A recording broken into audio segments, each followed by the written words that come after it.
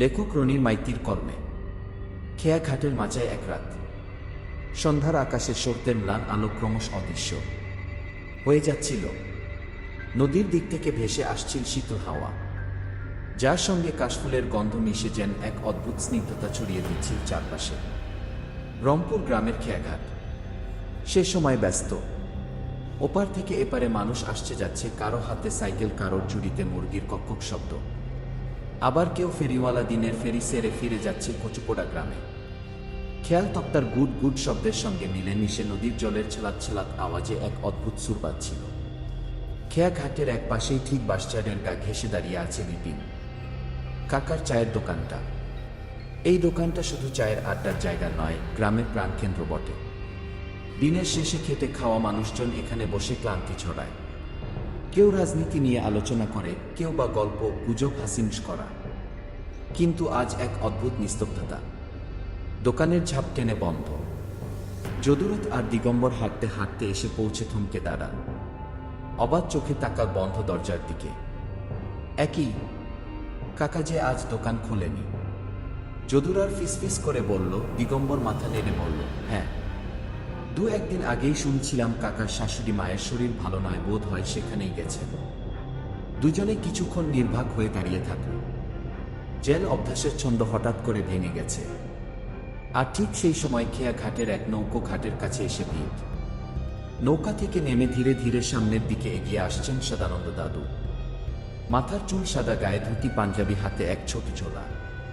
তার পদক্ষেপ ধীর। দিগম্বর এগিয়ে গিয়ে আনন্দের সাথে বলল, উহিস সদানন্দ দাদু, কতদিন পর দেখছি। তা কোথায় ছিলেন এতদিন?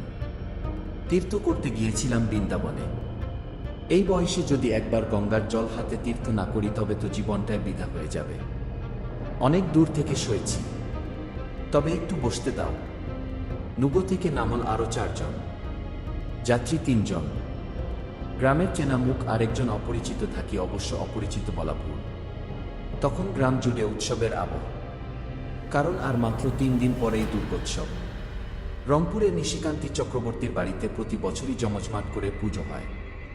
সেই বাড়িরই ঢাকিয়ে এসেছে, কাঁধে বাঁধা ঢাক ঝুলছে। নৌকোটা আবার যাত্রী বোঝাই করে বেরিয়ে গেল। খেয়াঘাট হঠাৎ ফাঁকা হয়ে এল। নদীর পাড়ের কাশবন থেকে কেবলমাত্র ঝিঝি পোকার ডাক ভেসে আসে। সদানন্দ দাদু ক্লান্ত শরীর নিয়ে উঠে বসলেন বিপিন কাকার দোকানের পাশেই লাগো এক বাঁশের মাচায়। বয়স হয়েছে রে বাবা, এক সময় কত দূর পায়ে হেঁটে বেরিয়েছি, এখন দোপা হাঁটলেই হাঁপিয়ে যাই। একটু বিশ্রাম নেই, তারপর যাব। হ্যাঁ দাদু, বিশ্রাম নাও, আমরা তো এসেছিলাম চা খেতে।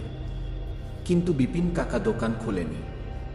দাদু তখন হঠাৎ এক রহস্যময় ভঙ্গিতে দুজনের দিকে তাকিয়ে বললেন, দোকান বন্ধ থাকলেও আড্ডা থেমে থাকে নাকি?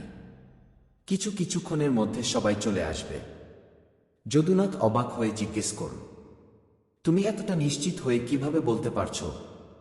যেভাবে নিশ্চিতভাবে বলতে পারি, মায়ের ওষুধের টাকা থেকে গোপনে সরিয়ে। নতুন যে রেডিওটা কিনেছিস, সেটা 3 দিনের মাথায় খারাপ হয়ে গেছে।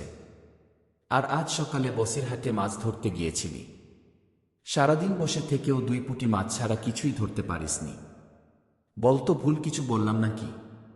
যদুনাথ হাঁ করে তাকিয়ে রইল।